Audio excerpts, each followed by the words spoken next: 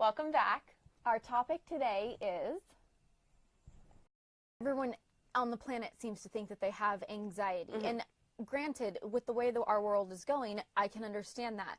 But where people, I think, get confused is, especially with something like OCD, is they think that what they really have is OCD tendencies or perfection tendencies. And they confuse that with obsessive compulsive disorder. And I mean, you can't even be diagnosed with OCD unless your rituals or compulsions interfere so much with your life that you can't leave your house, hold a job, have a relationship. So it's so unfair for people to say that they are so OCD about this and that. It's like, no, can you leave your house? Yes. You know, does it take you hours and hours to shower or to, you know, there's violent OCD, sexual OCD, scrupulosity, which is religious OCD, you know, and speaking of memes, you know, there's a meme going around right now. It's around the holidays, OCD as obsessive Christmas disorder. And it's like, what? And I get to the average person, it's like, haha, like, you know, it's on like Target t-shirts and stuff. Yeah. But it's just totally, I feel like I'm constantly fighting against the world, but I'm not gonna stop. Yeah, I agree. You know? I think that, like you said, with a Target t-shirt, there are a lot of companies that come out with things that kind of make humor out of what people have. Yes. Which becomes kind of a challenge because I love making jokes about the fact that I have like anxiety or bipolar disorder, just as you do with OCD. No, that's part of my whole mission with The Outsiders is it's like, this doesn't need to be a pity party. I don't want pity. No, we don't. I get through it with laughter.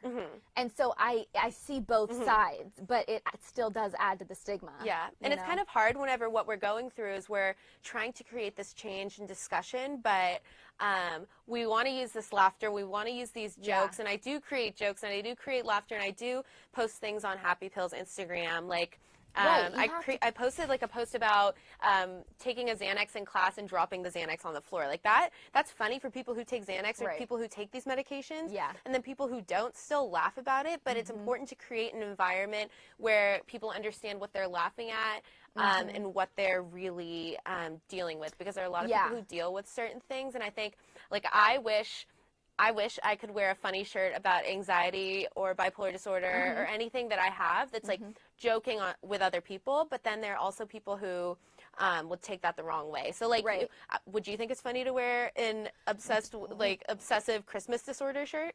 No. Okay. Something like that, I would definitely not, because that is just adding to the stigma. Yeah, now, I agree. if one of the goals for the Obsessive Outsiders is to create apparel.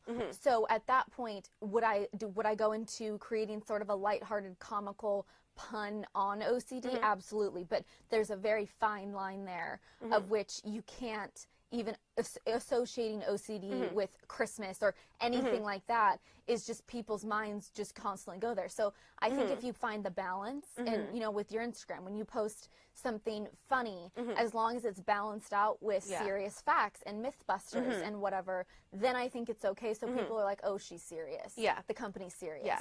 You know, but I don't want just a serious, like, mental health, like a black cloud.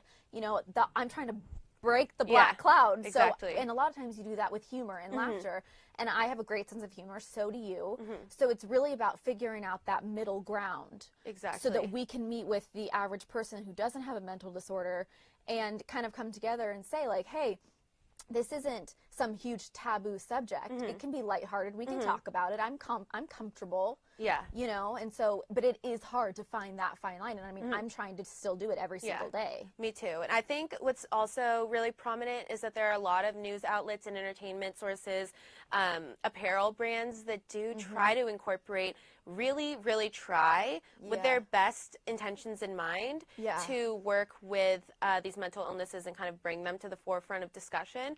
But I think without the proper implementation, it doesn't really work. Like if people were to post something about like a shirt about anxiety or a meme about anxiety without posting a picture of the shirt and actual facts, or an article with actual facts, then it's kind of it still feeds to that stigma because completely. of the uneducated person, because they don't know the other half. They only see one half, and you can't blame them either, because they're not educated in. It's just like, you know, when I found out you had bipolar disorder, I have never truly researched bipolar disorder. And the first thing I did is I definitely didn't look it up. Today, that's a conversation that I want to have with you.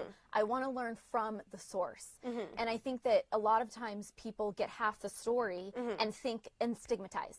Exactly. Half the story, stigmatize. And Exactly. I think that is a huge problem in society today. And I mean, I'm agree. still learning it myself, trust me. But now that I am almost like a victim of the mental disorders, I'm much more understanding to so many other things that can go wrong with people, if you can say it like that. Yeah. Good luck out there, guys.